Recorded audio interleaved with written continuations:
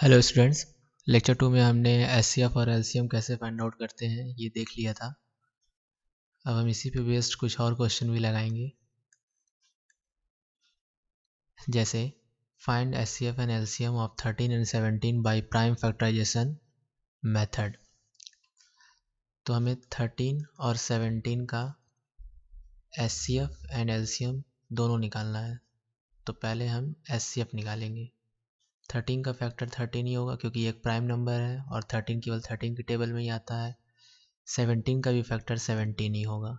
तो यहाँ पर कुछ भी नहीं कॉमन हो रहा है, तो हम जानते हैं कि 1 सबके टेबल से कटता है। तो यहाँ पर कॉमन क्या हो जाएगा? 1। तो एचसीएफ क्या हो जाएगा हमारा? 1। अब हमें एलसीएम निकालना है।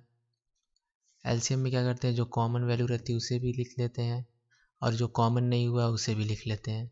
तो 13 इंटू 17, 13 इंटू 17 221, इसका क्या होगा? एलसीएम होगा।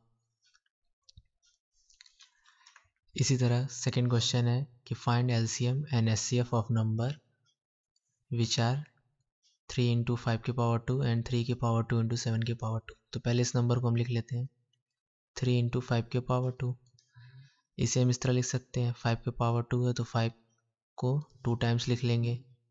3 की पावर 2 इंटू 7 की पावर 2 है तो यहाँ पे 3 into 3 into 7 into 7।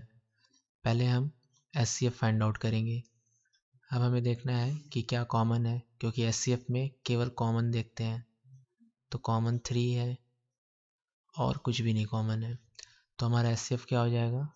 3। LCM find out करने के लिए जो हमारा कॉमन है हम उसे भी लिख लेते हैं और जो बाकी बच गया है हम उसे भी लिख लेंगे। जैसे 5 इंटू 5 इंटू 3 इंटू 7 इंटू 7, ये पार्ट कॉमन हो गया था, बाकी ये और ये हमारा बच गया था, इसे हमने लिख लिया। अब हम इसका मल्टीप्लाई कर लेंगे, कितना आता है? 3 5 जा 15, 15 ये हो गया, 5 3 जा 15 ये हो गया, 7 7 जा 49 ये हो गया।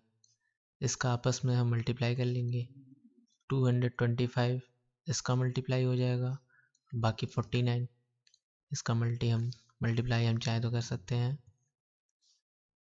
225 इंटू 49, 11025 इसका एलसीएम होगा।